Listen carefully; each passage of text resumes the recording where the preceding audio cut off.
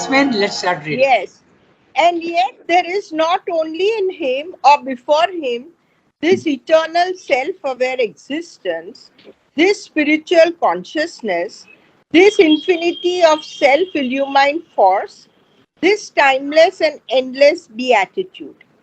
There is too, constant also to his experience, this universe in measurable space and time, some kind perhaps of boundless finite, and in it all is transient, limited, fragmentary, plural, ignorant, exposed to disharmony and suffering, seeking vaguely for some unrealized yet inherent harmony of oneness, unconscious or half conscious, or even when most conscious, still tied to the original ignorance and inconscience.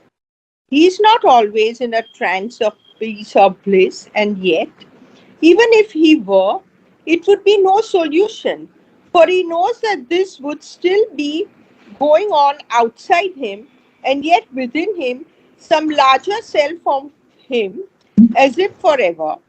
At times, these two states of his spirit seem to exist for him alternately according to his state of consciousness.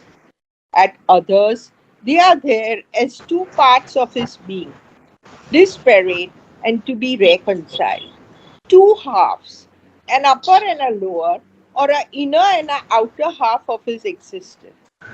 He finds soon that this separation in his consciousness has an immense liberative power, for by it he is no longer bound to the ignorant, the inconscient. It no longer appears to him the very nature of himself and things, but an illusion which can be overcome, or at least a temporary wrong self experience. Maya. It is tempting to regard it as only a contradiction of the divine, as comprehensible mystery play, mass or diversity or the infinite. And so it irresistibly seems to his experience at times. On one side, the luminous verity of Brahman, and on the other, a dark illusion of Maya. But something in him will not allow him to cut existence thus permanently in two, and looking more closely, he discovers that in his half light or darkness too is the eternal. It is the Brahman who is here with his face, this face of Maya. Okay, very interesting paragraph.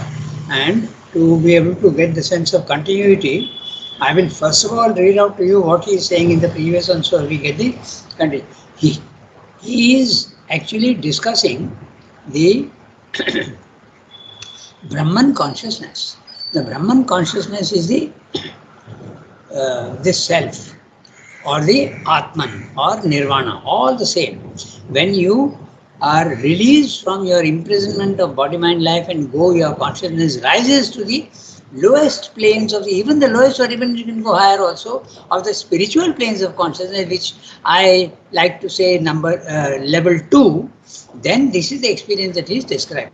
Okay, but you cannot remain there permanently the first time. The first time you have the experience, it can last for a few seconds, it can last for a few minutes, it can last for 2 hours, it can last for 6 months. But then the gravitational force, your imperfection of the physical world will pull you down again into your own body. And this Srila is giving all the different cases. So we'll look at that very carefully. It's very interesting what he's saying. Okay, so page 120. 1 second. I have lost the page. Okay, I have got it. Okay, so 120. So I'll read out to you what he is saying first in the previous para, so that we get the continuity. Alright? So, I think. Yeah. So there seems to be a little bit of a problem.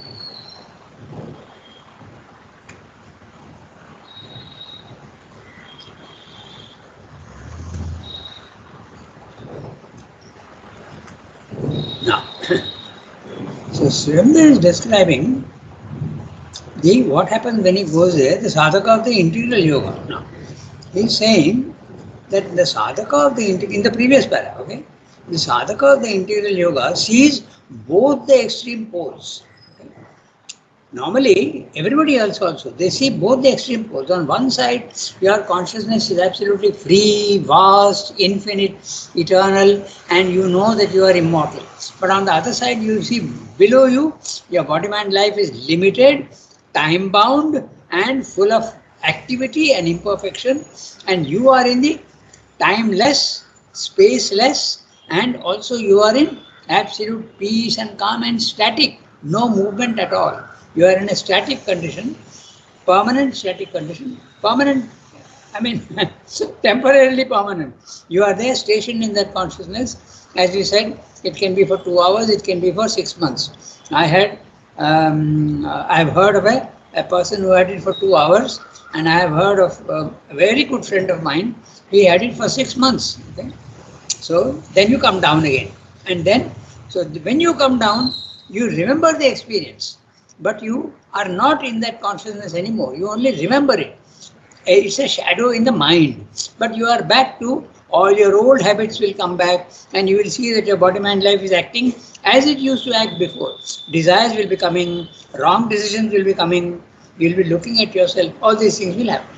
But then repeated experience, you can station yourself permanently in the Atman or the Brahman consciousness or the Nirvana, whatever you want to call it, self. Okay? So now Sremda is describing that.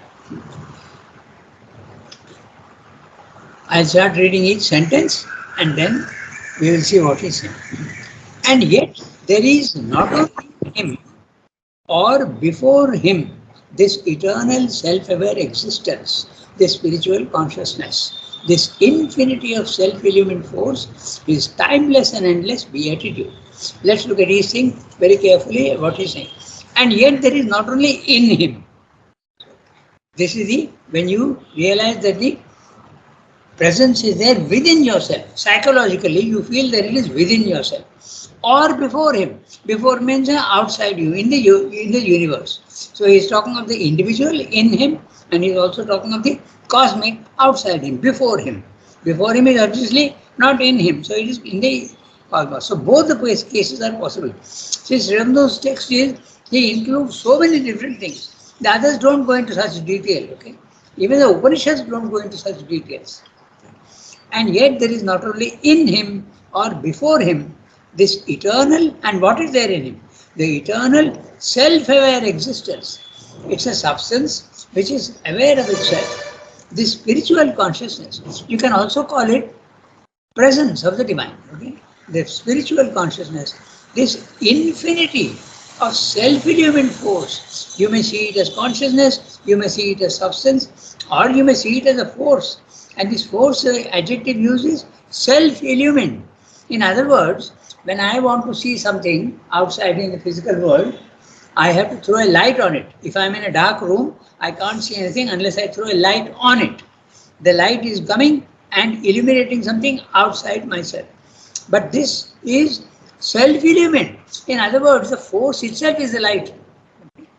So it doesn't need any light to be thrown on it. It reveals itself. Self-illumined. Okay? So interesting word. I have to understand exactly what it is. It's very interesting. The force itself is light. Doesn't Rangada, this relates to nirvana? Experience of nirvana? Yes. This is what you see. Okay? And you can see it in yourself or you can see it. That's right. It's the nirvana experience that he is describing. The separation of Purusha and Prakriti. The consciousness and the force. Okay? So you can see it in this way. Excuse me. Yes, tell me. Excuse me. You said your friend had it for 6 months. So Yes. what was he doing for 6 months? He did not eat, drink, do anything? There was a tendency in him not to do much work because you are in a condition of peace and calm and the physical world becomes unreal, and he was not taking any interest at all in his work. Okay. But then he was moving around and doing everything?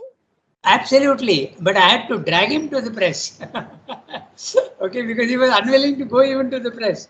So I had to drag him. I said, "Come on, it's time. We have to go. Get up." So there is, How and do you, Rangata, how do you differentiate between this experience and going into, tamasic condition? the tamasic condition is darkness, whereas this condition is of light.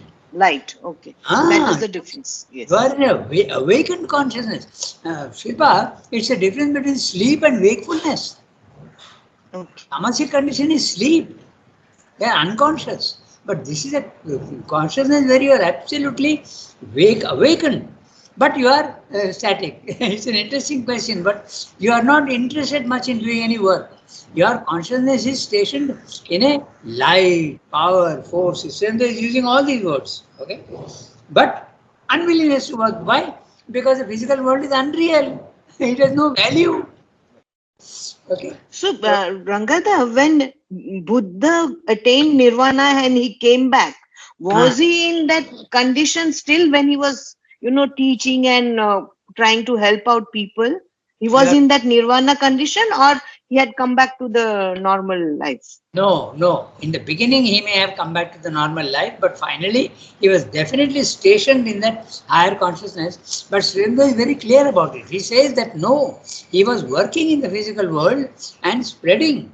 Okay, he was teaching. So, therefore, he was definitely positioned in that higher consciousness, but he was also working in the physical world.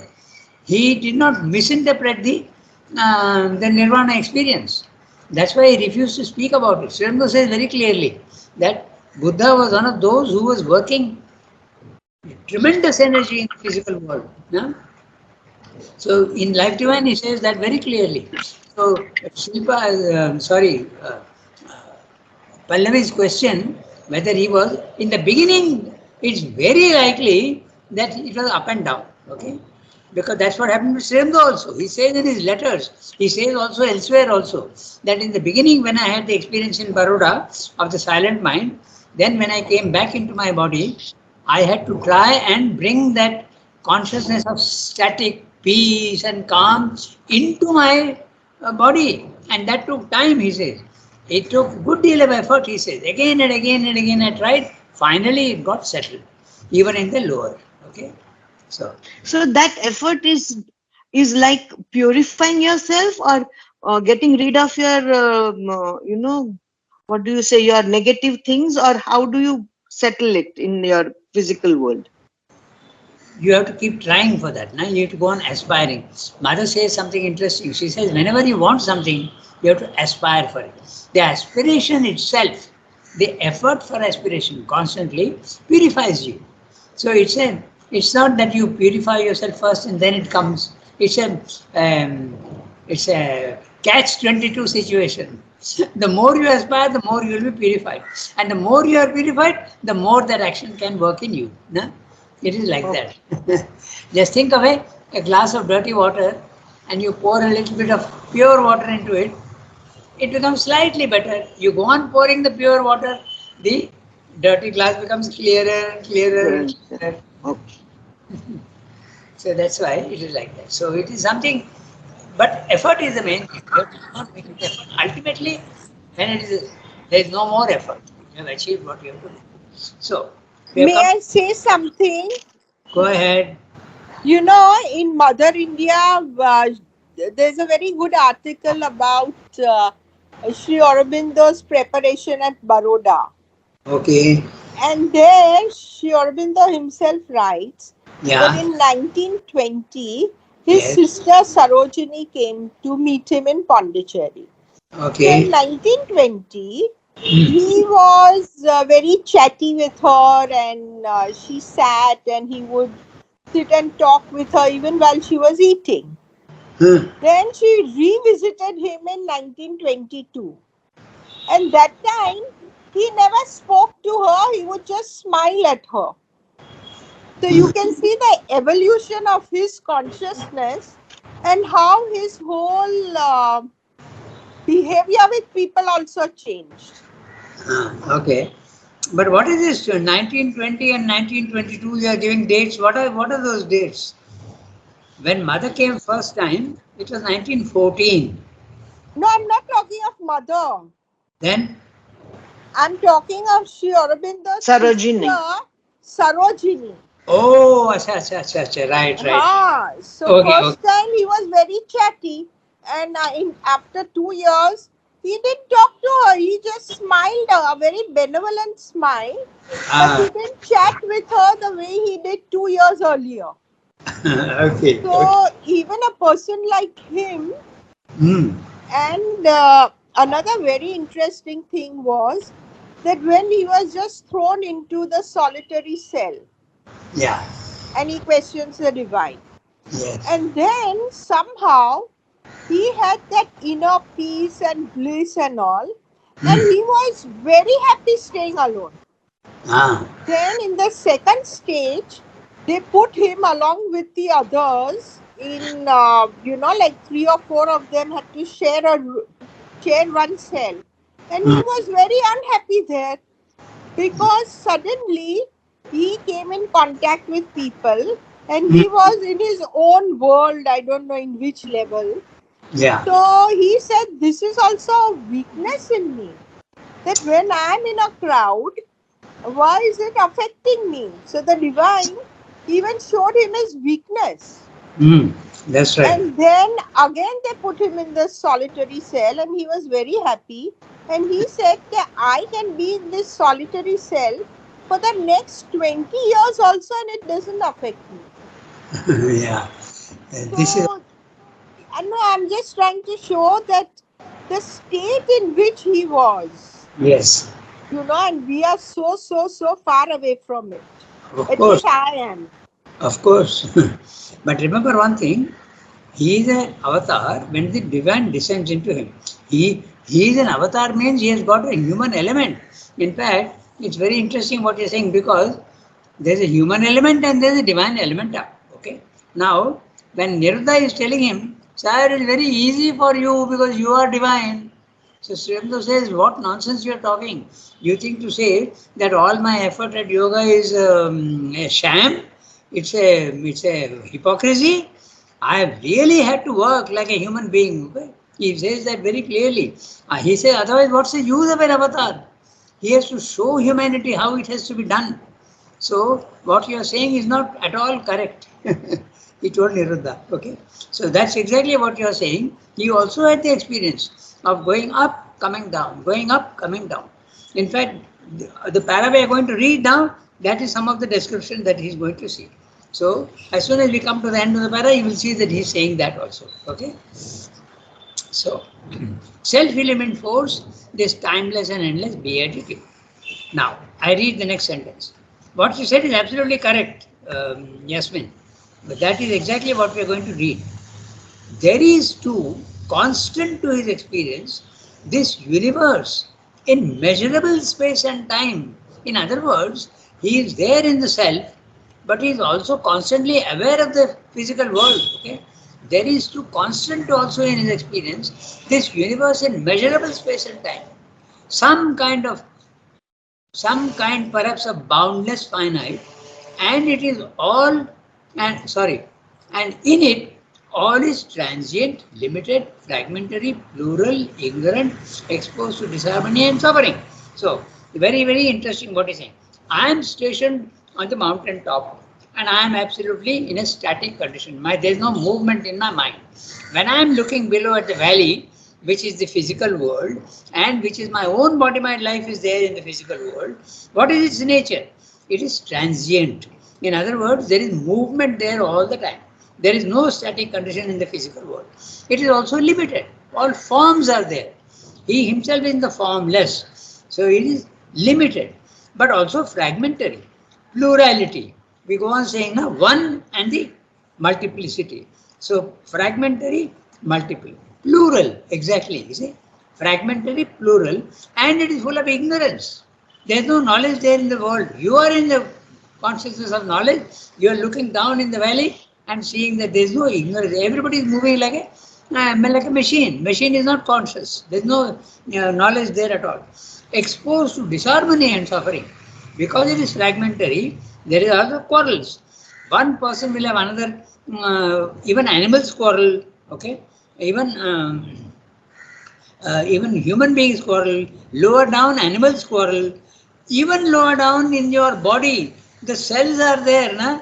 There is the white blood cells and the others which eat up the others. So even there, even at a physical level, this fragmentation is there. So interesting. When you are infected, your white blood corpuscles start destroying the others, na? So there is a disharmony even there. At the mental level, at the vital level, even at the physical level, it is there. Okay, so, so that's what he is describing. The description is so graphic. Yeah? Look at the words, each word is important. Transient, there is movement, there is limitation. Stones, trees, all limited forms. Fragmentary, all separate. Fragmented, okay? Plural, multiplicity. Ignorance, no knowledge at all. Exposed to disharmony, quarreling, okay? And suffering. When you are quarreling with others, naturally suffering will also come. Okay? Seek, but there is also seeking. There is a seeking vaguely for some unrealized yet inherent harmony of now the opposites. Oneness. Okay? Unconscious or half conscious, or even when most conscious. Unconscious, matter. Half conscious, animals. Even when most conscious, human beings or even yogis, okay, still tied to the original ignorance and inconscience. So what you are seeing in the physical world, however awakened you are seeing, but yet there is limitation, there is ignorance also. So he is not always in a trance of peace and bliss. Trance means you are not aware of the physical world. Okay? He is not always in a trance of peace and bliss. Because if he is in a trance of peace and bliss, he does not see the physical world. But he is not always in a trance. And even if it were, it would be no solution. Why? Because the physical world with its imperfection continues forever. So how is he solving the problem of the world? Sri Aurobindo is constantly interested in solving the problem of in society, in the world, not only the individual. If he is in a trance of peace and bliss, he is solving the individual problem. But Sri Aurobindo is interested in solving the problem in the physical level. Okay, society, mankind. Okay. So even if he were no solution, for he knows that this would still be going on outside him in the physical world, the quarreling, the disharmony, the ignorance will continue suffering. And yet within some larger self of him, as if it were forever. Okay. For he knows that this would still be going on outside him, and yet within some larger self of him, as if forever. In other words, he's saying something very interesting here. He's saying that even within yourself, you see that there are two levels. Even within yourself, not only in the physical world, but even within yourself, you see that there is a conscious part, and there is below. If you look into yourself, you will see that there is also an inconscient part. There is a subconscious and the inconscient. If you remember the God's Labor poem, he is struggling to clear the inconscient. But where is he doing that? He is doing that in the physical world or in himself? He is doing that in himself. And if he does that in himself, it paves the way for the conquest of it in the physical world. Okay? This is something interesting because he represents the universe. So if he conquers it within himself, it now becomes available to everybody else. Okay? This is true at every level if you think about it carefully. One man discovers the mobile. Now it becomes the common property of everybody. So if Sri Aurobindo is conquering the inconscient within himself, it now becomes, it's a path for everybody to benefit. Okay? This is the principle that he says. He says, once I have built, he says in a letter, once I have built the path, it will become much easier for the others. Okay? The higher spiritual planes of consciousness have not been explored. They have to be explored and the path made. And once the path is made, it becomes easier for the others to go. Okay? So that's what he's saying. This last word, the phrase, very interesting. He says that it will still be going on outside him. That means in the physical world, there is disharmony and suffering. And yet, within some larger self of him, also as if forever. So it is there at the universal level, outside him. It is also there universal inside him also, some larger self, infinity within himself.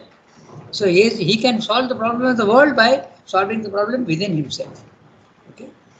At times, these two states of his spirit seem to exist for him alternately. That's what we are saying.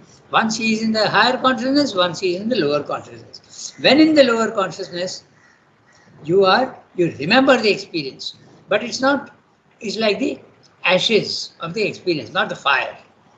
You just remember the glowing. If you want to use an image, there is a fire, and all the fire is the charcoal is burning, and there is a fire. But when the fire goes out, the coals are burning. That's what you experience. When you come down, you remember the experience, but it's not the fire anymore. Okay, so that's what it's always saying. I come back to it. At times, these two states of his spirit seem to exist for him alternately, according to his state of consciousness. Okay? At others, they are there as two parts of his being, disparate and yet to be reconciled. This is normally the experience of the yogis, and that's the philosophy of the Sankhya philosophy. That Purusha and Prakriti are eternally separate, but they are there together. At others, they are there as two parts of his being, disparate and to be reconciled. Two halves, an upper and a lower, or an inner and an outer half of his existence. The Sankhya philosophy stops there. He says that's the nature of the world. There is Purusha and there is Prakriti, and they are eternally separate. So that's the reason why you want to go to Purusha, you have to give up Prakriti. You have to give up the physical world. Okay? Now, he finds soon that this separation in his consciousness has an immense liberating power. So, liberation, when you are stationed in the higher consciousness, you are not subject to the limitations of the physical world. You are not subject to it. Okay? So, that's a liberation. We don't feel the liberation because we don't know what liberation is. We feel that I am free and I can do what I want, but that's absolutely a false impression that we have because of the ego. Now, so they are saying, for by it, he is no longer bound to the ignorance, the inconscience. It no longer appears to him the very nature of himself and things, but an illusion which can be overcome, or at least a temporary wrong self-experience.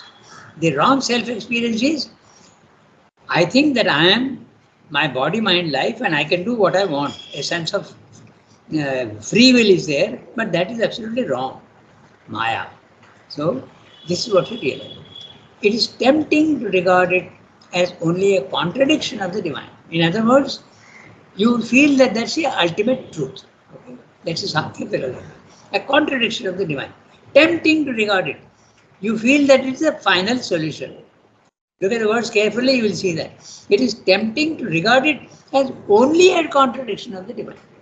That's a truth. That's how the divine is contradicting himself. An incomprehensible mystery play.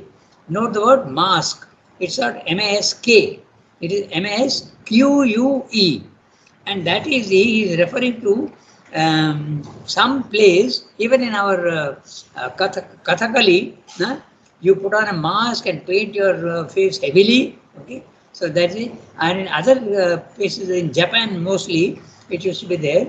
Kabuki, they used to call it. Okay, they put on a mask and then do the action, the drama. So you don't see the actual person.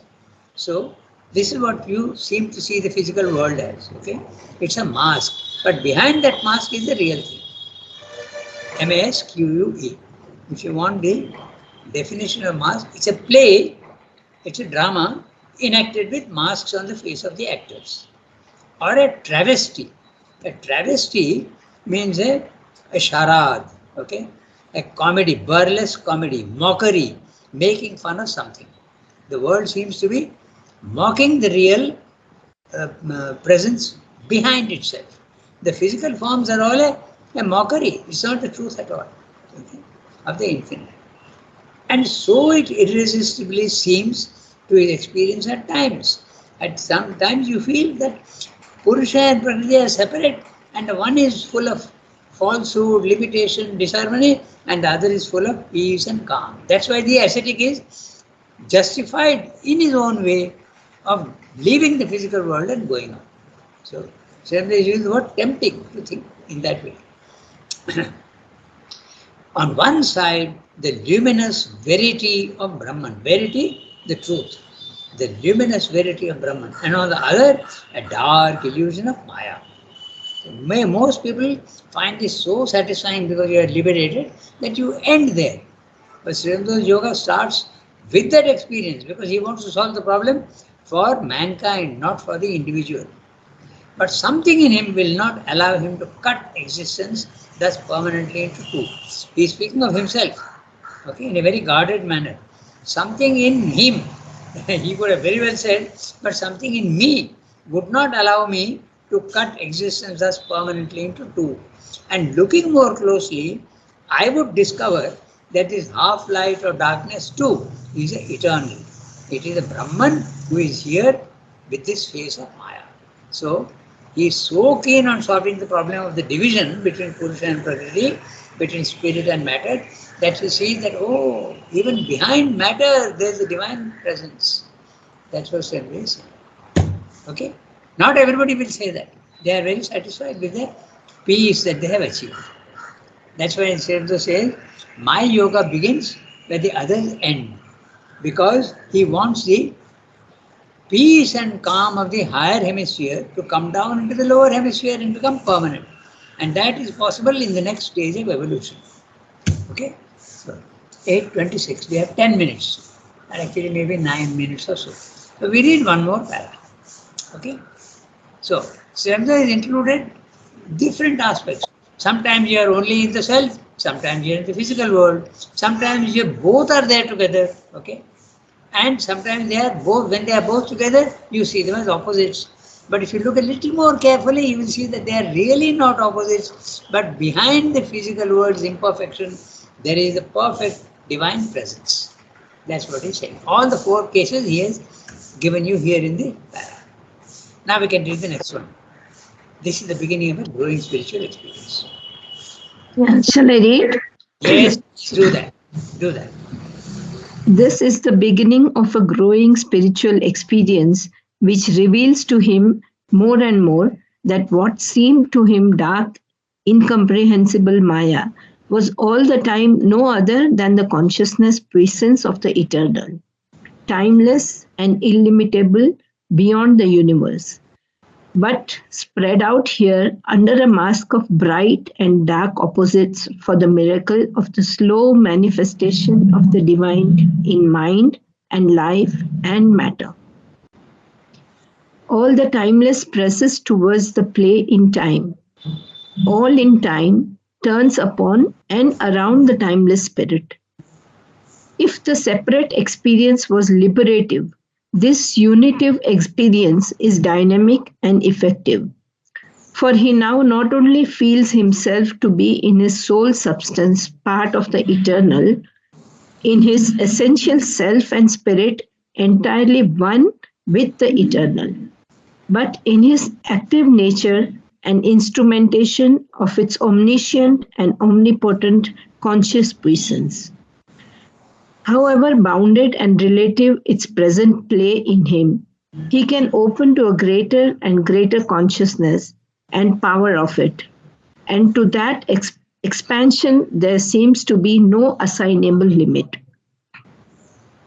A level spiritual and supramental of that consciousness presence seems even to reveal itself above him and learn to enter into contact where there are not these trammels and limits, and its powers too are pressing upon the play in time with the promise of a greater descent and a less disguised or no longer disguised manifestation of the eternal. The once conflicting but now biune duality of Brahman Maya stands revealed to him as the first great dynamic aspect of the self of all selves, the master of existence, the lord of the world sacrifice, and of his sacrifice. This whole para, he is describing his own yoga when he realized that the divine is there above, no doubt. But the divine is also there in the physical world, hiding behind the seeming opposite of himself. This is what he's saying. The others don't necessarily see that because they're so satisfied only with the peace and calm and the liberation. So, Surendra is saying, that's what he's saying, slowly, slowly, you start realizing that the physical world is also not really anti-divine. It is also divine, but hiding behind the anti-divine aspect of the physical world. That's what he's saying. Let's quickly read. I think we'll have to finish it. It's simple. This is the beginning. The beginning. So see, for him it's a beginning. For the others it's the end. Okay. The experience of the nirvana, experience of the self. Okay. Is experience of Brahman if you want. Atman also if you want. This is the beginning of a growing spiritual experience. Okay, spiritual experience is not static. The others are taking it as static, but for Surendra it is growing. Growing spiritual experience which reveals to him more and more that what seemed to him dark, incomprehensible Maya was all the time no other than the consciousness puissance of the eternal. Consciousness puissance, Chit Shakti. Okay, consciousness and power. Consciousness, Purusha, Prakriti together of the eternal.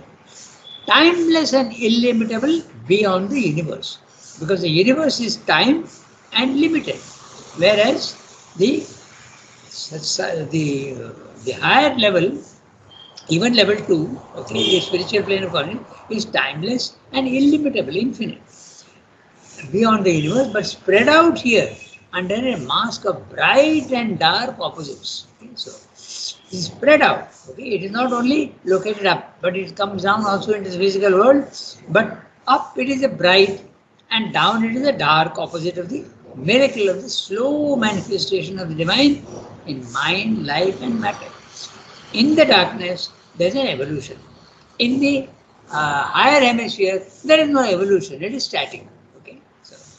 He is seeing that. Now he sees that, oh, there is a movement, there is transience, but there is also a progression towards the higher. That's what he is saying very clearly. Slow manifestation of the divine where? The divine is expressing himself where? Mind, life and matter. He is going in the opposite direction, mind, life and matter. But if you want to speak of evolution, it starts from matter, reveals life and reveals mind. All the timeless is level 2, okay? The spiritual plane of consciousness, presses towards the play in time. Know the word play, movement in time.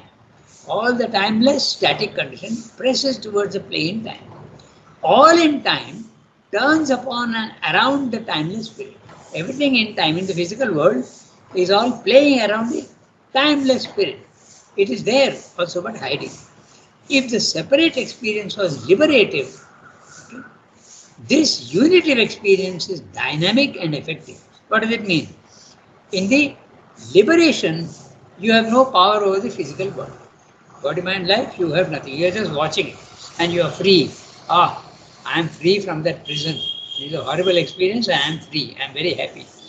This unitive experience, the physical world is also divine. The divine presence is there before. So now what does it give you extra? It is dynamic and effective. Effective for what? Effective for changing your mind, changing your vital and changing even your body, which is not written fully, but the body also became totally different. Okay?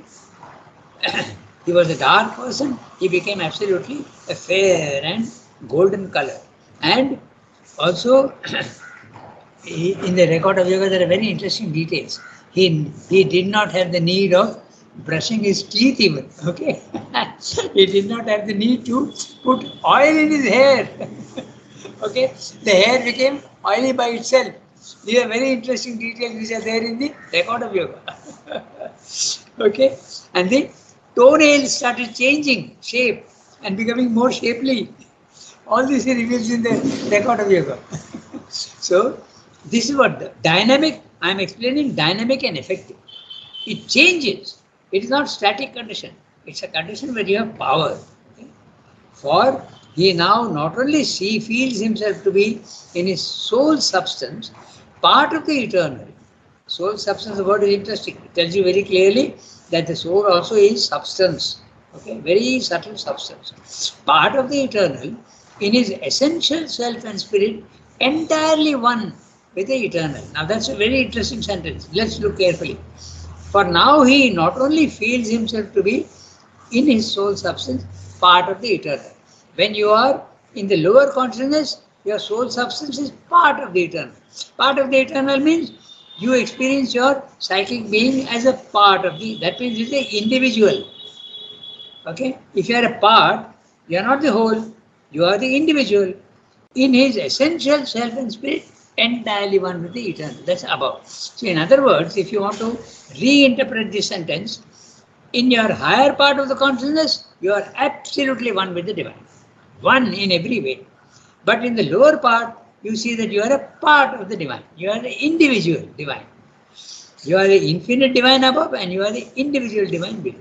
The individual divine is what is in our Indian philosophy we call the Jivatma. Okay? The individual divine. You are conscious of your individuality. That individuality is not the ego.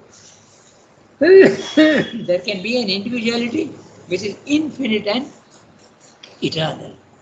You experience infinity and eternity, but somebody is experiencing that infinity and eternity. Who is that? That's a true individual. Keep in mind again that very nice image, according to me, of the grain of salt and the salt dissolving in the ocean and becoming saltiness everywhere. The saltiness is the individuality. Okay? Because it's not sweetness, it is saltiness.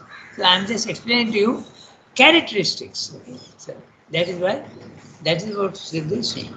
So above he is part of the divine, below he is part of the divine. Sorry, above he is the divine, and in below he is part of the divine, individual. But in his active nature, an instrumentation of its omniscient and omnipotent. Okay, so what is the instrumentation? Active nature instrumentation, body, mind, life. There he is an instrumentation of the omniscient and omnipotent consciousness who is. Your body, mind, life also is participating, and it is become an instrument of the divine. This is a very interesting thing. Okay, you become, the divine needs an instrument to work in the physical world. He does not work directly in the physical world. This is very interesting because it's got very practical importance. I'll just very briefly mention. We have gone beyond the time, but I'll take 2 minutes more. Okay. So one is that story of the man who is drowning in the sea. Okay. So the ship comes and says, "We'll save you. Come aboard. You are drowning. We'll save you." He said, "No. God is going to come and save me." Okay, I've told this story many times. So then another ship also comes. He says, "No, I don't need. God is going to come and save me. I don't need your ship. Go away." Finally, he doesn't take help from any ship. He drowns. He goes to God and says, "I have depended on you and you didn't come to me. Why didn't you come to me?" So the God tells him, "I sent 4 ships to you." So this story illustrates the point that the divine works in the physical world using the laws of the physical world. He doesn't do miracles. He works through the laws of the physical world. He doesn't do miracles. Okay? So this is what is it. When there was a problem in the ashram, okay, that Peter Lees wrote a very bad book about Sri Aurobindo. According to me, it's a bad book. Okay, according to many others also. Some of the ashramites said, "Oh, no, we don't need to take any action. Sri Aurobindo will take care of it himself." Now, this is a very obviously not the right argument because the divine needs an instrument. And you have to become an instrument of the divine in the physical world. The divine will not act directly. Okay, just like the manager or the chief executive of an officer does not start determining things at the factory floor. That is left to the assistant managers and the supervisors. They take action. So this is what Sridhar is saying. Okay, instrumentation. Okay? Instrumentation of the so. However bounded and limited in its play, where is it gone? Yeah. That's right. So, A level spiritual and supermental of that consciousness presence seems even to reveal itself above him and lean to enter into contact where there are not these trammels and limits. In other words, the supermind is pressing down, putting pressure on the physical world for change. And Srimdo not only took advantage of the pressing down, but he actually pulled it down. Mother and Srimdo did that work, okay? It's not only leaning, but they actually pulled it down to enter into contact where there are not these trammels and limits. Its powers too are pressing upon the play in time with the promise of a greater descent.